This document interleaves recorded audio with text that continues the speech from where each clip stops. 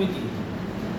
আজকে আমি মুর্শিদাবাদের আমাদের মহল্লাপাড়ার রক্তযোদ্ধাকে অসংখ্য ধন্যবাদ জানাই এবং আমি মহল্লাপাড়ার ছেলে এই কথাটা বলতে আমাকে গর্বিত বোধ মনে হচ্ছে যে আমি এমন গ্রাম থেকে আমি জন্মগ্রহণ করেছি যে আমি আজকে মালদা মুর্শিদাবাদ না, আমি পশ্চিমবঙ্গ, আসাম, বিহার, ঝাড়খণ্ড 4টা রাজ্যতে মহল্লাপাড়ায় যে রাজেশ মহল্লার এই নামটা আমি পরিচিতি দিতে পারছি এবং মানুষের সেবা করতে পারছি। আজকে ঝাড়খণ্ড থেকে আমাদের যে ঝাড়খণ্ডের সোশ্যাল ওয়ার্কার রয়েছেন যে হেড সানোয়ারা, আমার দিদির মতন, আমি তাকে দিদি বলে সম্মান করি।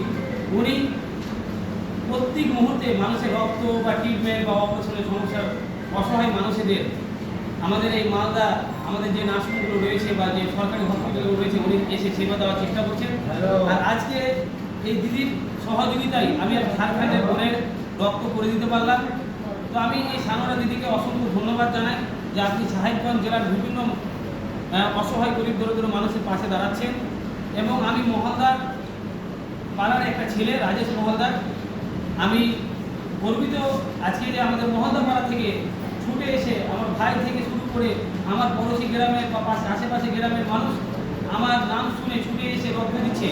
তো আজকে নিজেকে খুবই গর্বিত মনে করছি, খুব ভালো লাগছে। আমি আল্লাহ তাআলার কাছে দোয়া করবো, প্রার্থনা করবো আল্লাহ তাআলার কাছে যে আল্লাহ আমাদের মহল্লাপাড়ার যে রক্তযোদ্ধা তৈরি করেছেন সারা ভারতবর্ষে এই বার্তাটা যেন আমি ছড়াতে পারি। আমাকে এই শক্তি দিবেন, আমাকে এই সৎ পথে চলার শক্তি দিবেন যেন আমি মানুষের সৎ পথে চলতে পারি আর আমি মানুষের পাশে দাঁড়াতে পারি। এবং আজকের তারিখ হচ্ছে 25/4/2024।